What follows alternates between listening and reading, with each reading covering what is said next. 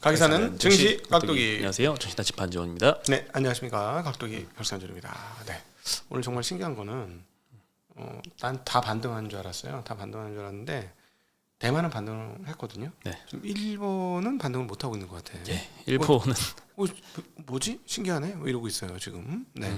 이거 다시 뭐 잃어버린 뭐 가는 건가요? 네? 일본 잃어버린 뭐 옛날처럼 한때 굉장히 부진했었는데 네. 다시 오랜만에 그런 모습들을 보나 싶은데 잘 모르겠네. 예, 왜 그럴까? 네, 저도 네. 모르겠습니다. 네. 네, 오늘 코스피는 1.6% 어제 떨어진 거의 절반 정도 반등했고요. 코스닥은 2.7% 올라서 어제 떨어진 거 거의 반등을 했습니다. 네. 오늘은 특히나 이제 바이오 쪽에서 상당한 급등이 나왔습니다. 반도체 쪽도 많이 올랐고 네. 2차 전지는 좋지는 않았어요. 여전히 에코프로 삼형제 그리고 LNF 이런 LG엔솔 주요 2차 전지 업체들이 오늘도 추가로 하락을 하더라고요. 네. 이렇게 불장해도 하락을 하는 걸로 봐서 투심이 참 좋지는 않구나. 네. 1분기 이제 실적 나올 때가 되니까 좀 두려워하고 있는 거 아닌가 하는 생각도 좀 듭니다. 네. 네, 그렇습니다. 올해부터는 조금 개선되긴 할 건데 그렇다고 뭐 드라마틱한 개선까지는 아니에요. 매출은 좀 늘 것 같긴 한데 분위기가. 네. 네, 오늘은 시장이 아침에는 그렇게 많이는 안 올랐거든요. 1% 내외 이렇게 올랐는데 네. 중간에 한 10시 반 이후부터 갑자기 이렇게 쭉 올라갔습니다. 네네. 그래서 그때 일단 제일 먼저 아침에 나왔던 소식 중에 하나가 상법 개정안. 요거 거부권 행사를 했다 이런 속보가 나왔는데 시장에서 별로 이렇게 상법 개정안에 대해서 기대를 안 하고 있었나 봐요. 네. 주가가 타격은 없었습니다. 네, 한덕수 권한대행이 이 거부권을 행사를 해서 네. 좀 예견이 어느 정도 되긴 했잖아요. 네. 네, 워낙 이제 거부권 행사한다라고 했었고 이번에도 국가 경제에 부정적이다라고 이제 거부권 행사 이유를 언급을 했습니다. 네. 그래서 뭐 소액주주들의 권익 증대 측면에서는 상당히 좀 아쉬운 점이었는데 뭐 다행히 시장은 그렇게 기대를 안 하고 있어서인지 타격은 받지는 않았고요. 중간에 한 10시 한 40분쯤 이제 뭐 윤석열 대통령 이제 선고일이 발표가 됐습니다. 4월 4일 날 11시로 이제 결정이 됐거든요. 요거 확정되니까 시장은 좀 불확실성 해소로 봐서인지 기관 수급이 쭉 들어오더라고요. 네. 코스닥 같은 경우에는 외국인 수급도 들어오면서 시장 반등하는 좀 역할을 좀 했던 이 이슈가 좀 영향을 미쳤던 것 같습니다. 이번 주에 참 정치 관련된 이슈에 영향을 좀 많이 받는 한 주가 되지 않을까 싶은데 일단 4월 2일 날 트럼프의 관세부가 예정이 되어 있죠.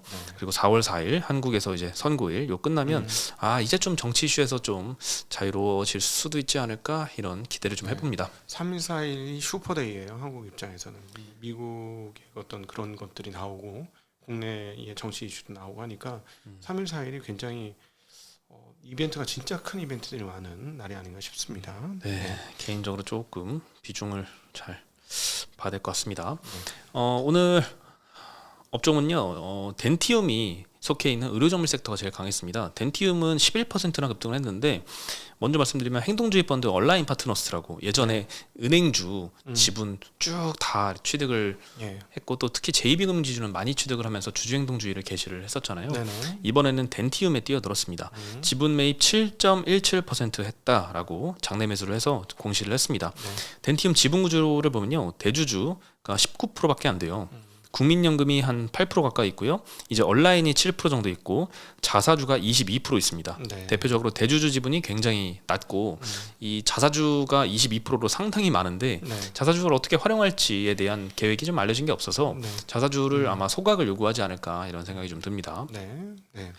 네, 그리고 이제 한때 덴티움 이 이빨 관련 업종이라고 옛날에 많이 했었는데 이 덴티움에 대해서 언급을 많이 할 때 중국 쪽의 VBP 정책이라고 한때의 굉장한 투자 포인트였잖아요. 23년도쯤인가 그때 굉장히 그래서 주가가 많이 상승을 했었는데 그 이후로 오랜만에 보니까 Q가 별로 안 늘었더라고요.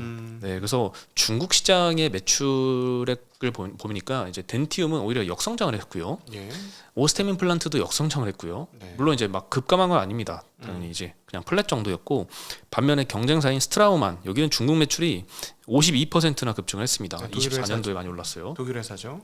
예, 그래서 특이하다. 이 중국 VBP 정책이라는 거는 조금 조금 합리적인 가격에 이렇게 네. 대중적으로 이제 판매가 되게 유도를 하는 정책으로 알고 있었는데 상당히 좀 스트라우만 제품 되게 비싼 걸로 알려져 있잖아요. 네, 상대적으로 가장 가격이 높은 걸로 네. 알려져 있습니다. 가격이 제일 비싼 애가 매출이 많이 급등을 하고 조금 이제 저가 매력이 있는 한국 업체들은 이렇게 큰 매출 증가가 없어가지고 의외였습니다. 일반인들은 아예 못하고 있는 사람만 한 거 아니야?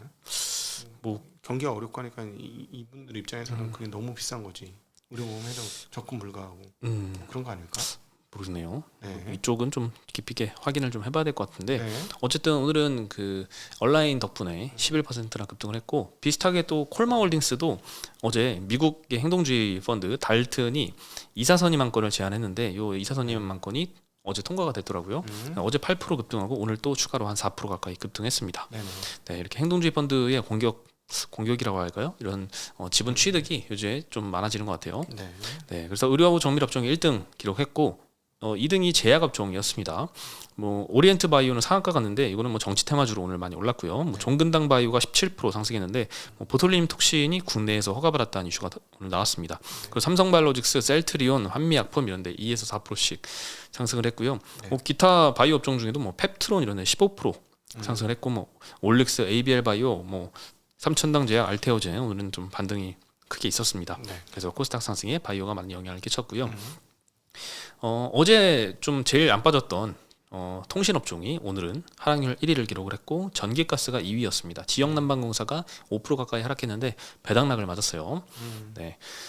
그리고 네. 한화 그룹주가 오늘은 다 동반해서 상승을 많이 했습니다. 네네. 한화 지주사가 5.5% 상승, 하나 에어로스페이스는 7.3% 상승했고요. 네. 하나 오션이 3.3% 올랐습니다. 한화의 김승현 회장이 새 자녀한테 아들한테 지분을 증여를 했습니다. 네. 한화 지분을 김승현 회장이 22% 정도 갖고 있었는데 절반인 11%를 증여를 했습니다. 예. 그래서 장남 김동관 부회장이 한 4.86% 증여했고요. 차남 김동원 하나생명 사장 그리고 삼남 김동선 하나갤러리아 부사장의 3.23%씩 증여를 했습니다. 네. 네, 그래서 회사 측에서는 하나 에어로스페이스 유상증자 그리고 하나오션 지분 인수가 경영권 승계와 관련해 있다는 오해를 해소하기 위한 차원이다라고 설명을 했습니다. 네, 확실히 근데 하나 에어로스페이스 유증 때 이런 우려가 좀 있었어요 시장에서. 왜냐면은 그 하나 에어로스페이스 유증하기 전에 하나 에너지의 하나 오션 주식을 1조 이상 사줬지 않습니까? 네, 근데 하나 에너지가 100% 누구 소유냐면 새 아들 소유예요. 네, 그러니까 1조 이상으로 사줬는데 평가 차익이 수천억일 걸 아마. 그렇죠. 하나오션 그때 인수할 때 하나 에너지로 같이 인수를 했죠. 했었거든요. 그래서 그걸 다시 사준 거예요. 굳이 뭐 사줄 필요가 뭐가 있었는데 사줬어. 그러니까 총알이 상당히 많이 충전됐죠. 그래서 이걸로 뭘 할 거냐? 결국은 하나 주식을 사서 결국 승계 작업을 하는 거고 그 승계 작업을 위해서 그 하나 에너지의 주식을 하나 에어로스페이스가 사준 거 아니냐? 그러니까 하나 에어로스페이스 주주들 입장에서는 이런 의혹을 제기한 거죠. 이런 의혹을 제기하면서 아니 그러면서 그걸 1조에다 사줬는데 우리한테 유증을 3조 6천억을 때린다고? 말이 돼? 이게 이제 하나 그 저쪽 에어로스페이스 주주들이 가졌던 불만인데 그걸 해소하기 위해서 그렇게 했다라는 거죠. 그렇죠. 이거 하나 주식을 산 게 그거 때문에 산 게 아니고 나는 그냥 준다 이렇게 된 개념인 거죠. 그렇죠. 그거를 불식시키기 위한 것이다라고 하는 거죠. 그리고 한화랑 하나에너지랑 이제 합병을 할 거라는 우려도 그렇죠. 시장에 있었어요. 있었죠. 그러면 이제 한화 에너지가 이제 아들들이 많이 갖고 있으니까 그렇죠. 하나 에너지는 좀 높게 평가하고 한화 지주사는 주가를 상당히 좀 누른 상태에서 네. 그 상태에서 이제 합병을 할 거라는 의혹이 있었는데 네. 이미 이렇게 증여를 해버리니까 이제 해소가 된 거죠. 그래서 한화 지주사 주가도 오늘 좀 많이 상승했습니다. 근데 하나 지주 4만 원이면 주가가 오른 거죠. 최근에 한 30-40% 올랐거든요. 과거에 네. 비해. 그럼 이 주식은 오른 거야, 눌린 거야? 거기에 대한 의문은 저는 좀 있네요. 네. 어쨌든 가치는 제 가치를 못 받고 있다는 거잖아요. 그 회사가 3조잖아. 3조 이제 해봐야. 한화 자회사의 총 자산은 얼마인데? 하나 에어로스페이스만 얼마인데? 그렇죠. 하나가요. 네. 그래도 뭐 자회사들 지분 가치 뭐 이런 거 계산해도 네. 할인율이 상당히 좀 큰 대기업 그룹주 중에 하나였죠. 그럼요. 지금 이제 43,000원에서 이제 3조 2,300억이에요. 그러니까 하나 에너지하고 합병하면 자회사하고 합병하는데 모회사가 또 더 싸. 되게 웃기는 거잖아. 나는 이거 뭐 한국만의 특성이죠. 이게 상법 개정이 안 되니까 이런 일이 벌어지는 거예요. 그래서 상법 개정 전 이거 보면서 상법 개정이 앞으로 될 모양이다 이런 생각이 오히려 뒤집어서 들던 걸요. 근데 마침 오늘 또 거부권이 행사돼가지고 했는데 예, 당분간은 좀 어려울 것 같은데. 예, 근데 어쨌든 뭔가 이거 사전에 빨리 끝내고 싶은 뭔가가 있긴 한 것 같다. 그냥 그런 생각도 좀 들긴 했어요.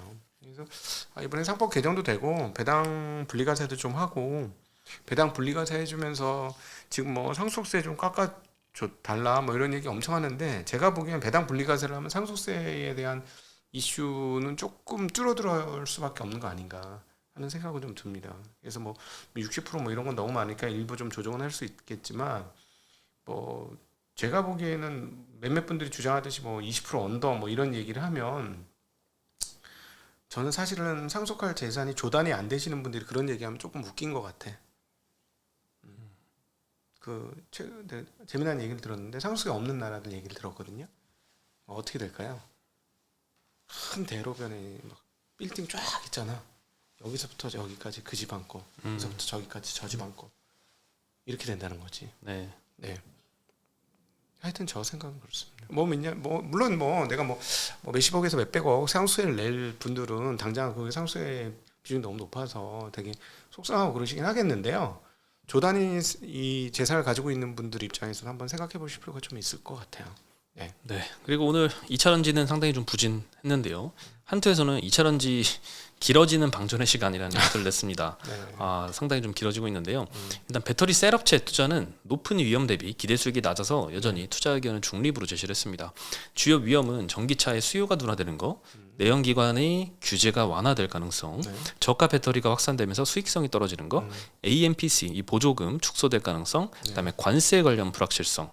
상당히 좀 리스크가 많은데 어느 때보다 이런 불확실성이 높아서 전기차 밸류체인 기업들의 밸류에이션 디레이팅이 전망이 된다. 지금까지 디레이팅 된 걸로 모자랐나 봐요. 추가적으로 이렇게 약세를 전망을 했고요. 최근에 자동차 업체들이 이 시장 점유율 확대를 위해서 가격이나 전략을 채택을 하면서 저렴한 LFP 배터리에 대한 수요가 좀 많이 늘어나고 있다고 합니다. 이 수혜는 중국 배터리 업체가 가져갈 거죠. 그래서 CATL을 오히려 추천을 하더라고요. 향후에 이제 고성능 배터리의 탑재 수요 증가 시기가 올 때 그때는 한국 배터리가 좀 제2의 전성기를 맞이할 것이다. 지금은 아니다라는 의견을 제시를 했습니다. 하여튼 거리가 정말 중요합니다. 거리가 제가 해보니까요. 제가 타보니까는 450km 언더는 되게 좀 촉박하다는 느낌 좀 들어. 450km 이상이 되면 좀 마음 되게 편안하고 그런 게 좀 있더라고요. 오늘 보니까 이제 바이두의 자율주행 차량이 공개가 됐는데 알아서 운행을 하다가 배터리가 다 되니까 알아서 충전소 가가지고 배터리를 교체를 하더라고요. 알아서 교체까지 하더라고요. 그 사람의 힘이 전혀 필요 없이 배터리 교체 시간도 한 3분대 정도에 끊고 3분 30초 정도 만에 하고 바로 주행을 한다니까 진짜 이제 자율주행 시대가 좀 많이 앞선 것 같아요. 근데 샤오미는 오늘 사고 터졌어요. 샤오미요? 네, 샤오미 맞나? 샤오미? 지금 중국 업체 하나가 지금 자율주행하다가 사고 터져가지고 그거는 또 악재가 터졌습니다. 그 동네. 근데 뭐 사람보다는 안전하다고 하잖아요. 사고가 뭐 빵건일 순 없고. 제가 이제 일종의 저거잖아요. 그 내연기관 쓰시는 분은 그걸 그 뭐라 그러지? 크루즈 있잖아. 어댑티브 크루즈라 그러지. 어댑티브 크루즈. 이것만 해도 되게 편하죠. 그리고 고속도로 같은 데서 약간 딴 생각하거나 잠깐 주의 산만할 때 되게 유용하잖아요. 잠깐 물 마실 때 뭐 이럴 때 좋은 것 같아요. 그래서 사고율은 줄이는 건 명확한 것 같습니다. 그렇죠. 그리고 현대차증권에서 HBM에 대한 우려가 있는데 최근에 확인해 본 결과 주문을 감당하기 힘들 정도의 초과 수요가 지속되고 있다라고 언급을 했습니다. 오늘 현대차증권에서 굉장히 긴 리포트를 내셨는데 대만과 일본 기업들을 탐방을 한 후기를 리포트를 좀 발간했습니다. 최근에 AI GPU 수요 및 HBM 캐파 증설 관련 우려가 있는데 당사가 파악하기로는 하이닉스의 경우엔 고객사 주문을 감당하기 힘들 정도의 초과 수요에 시달리고 있다라고 합니다. 그래서 몇 가지 뒷받침할 근거를 이야기했는데 그 중에 하나가 HBM 탑재 용량이 퀀텀 점프할 것이다. 엔비디아가 이제 GTC 행사에서 최근에 앞으로 로드맵을 공개를 했는데 25년 하반기에 288GB HBM을 탑재한 블랙웰 울트라가 출시할 예정입니다. 그리고 27년도 하반기에는 1TB HBM을 탑재한 루빈 울트라가 출시될 예정이거든요. 네. 이 두 가지 이제 울트라 시리즈가 출시가 될 때 용량이 확 증가하기 때문에 25년 하반기, 27년 하반기에는 HBM 콘텐츠가 퀀텀 점프할 것이다. 예.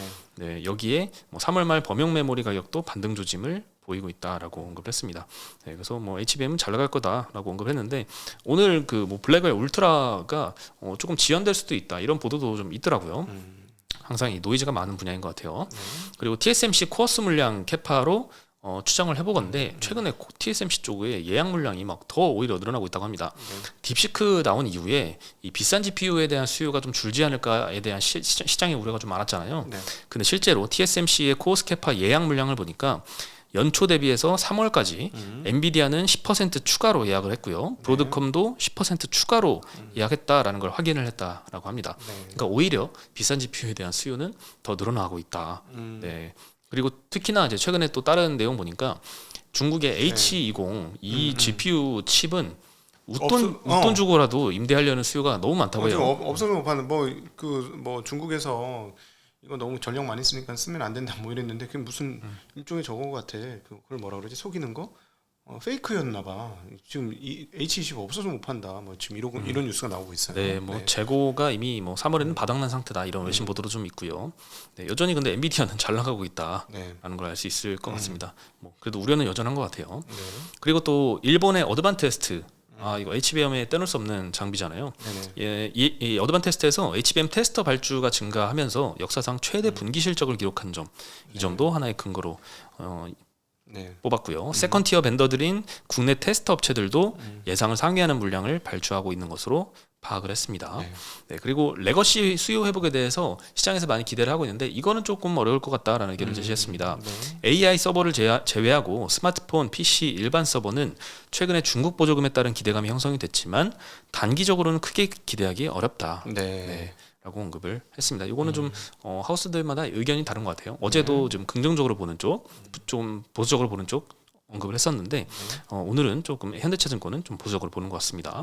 탑픽으로는 HBM 1위인 하이닉스를 선정을 했고요. 요즘에 하이닉스를 탑픽으로 뽑는 하우스들이 많은 것 같아요. 상대적으로 상승폭이 더 컸습니다. 네. 그리고 뭐 테크인과 삼성전기를 탑픽으로 또 뽑았습니다. 오늘은 이제 하이닉스가 3%대 반등했고 삼성전자는 1.7% 정도 반등했고요. 하이닉스가 이렇게 올라간 건 HBM 덕분인 것 같아요. 그래서 HBM 관련주들이 오늘은 좀 상승을 많이 했습니다. 네. 그리고 기타 뭐 하나오션 같은 경우에는 VLCC 원유 운반선 두 척 수주 공시를 했습니다. 또 3,800억 가까이 되는 규모이고요. 오세아니아 지역 선주로부터 27년도 5월까지 인도를 하는 계약을 공시를 하면서 오늘 뭐 조선주도 굉장히 뜨겁습니다. VLC는 금방 만드나 보다. 지금 수주했는데 27년도면 2년밖에 안 남은 거잖아요. 원래 그 공사 시작하면은 빨리 만든대요. 한 1년이면 만든대요. 근데 이제 수주를 받고 나서 바로 만드는 게 아니라 한참 뒤에 몇 년 뒤에 만들기 시작을 하죠. 네. 근데 27년에 보면 도크도 조금 그 동네는 여유가 있나 보네. 예, 오늘 소식은 여기까지입니다. 이제 트럼프의 관세 부과가 이제 한 이틀 정도 남았어요. 우리나라 시간으로 4월 3일. 그 사이에 뭐 어떻게 움직일지는 모르겠지만 그 시기가 지나가면 조금 이제 안도 랠리가 조금 기대가 되지 않나라고 개인적으로는 기대를 좀 하고 있습니다. 지금 잘 모르겠어. 헤매. 저긴 잘 모르. 2차, 3차 파장이 있을지 없을지. 2차, 3차 파장? 왜냐면은 인플레이션 뭐 이렇게 되면 이제 또 좀 골 때리니까 정리가 되면 좋긴 하겠는데 잘 모르겠습니다. 네, 저는 가장 이제 무서운 이야기들이 많이 나올 때가 계속 주가는 저점일 것 같아서 그렇게 한번 기대를 한번 개인적으로 해보겠습니다. 네. 저희 내일 다시 인사드리겠습니다. 안녕.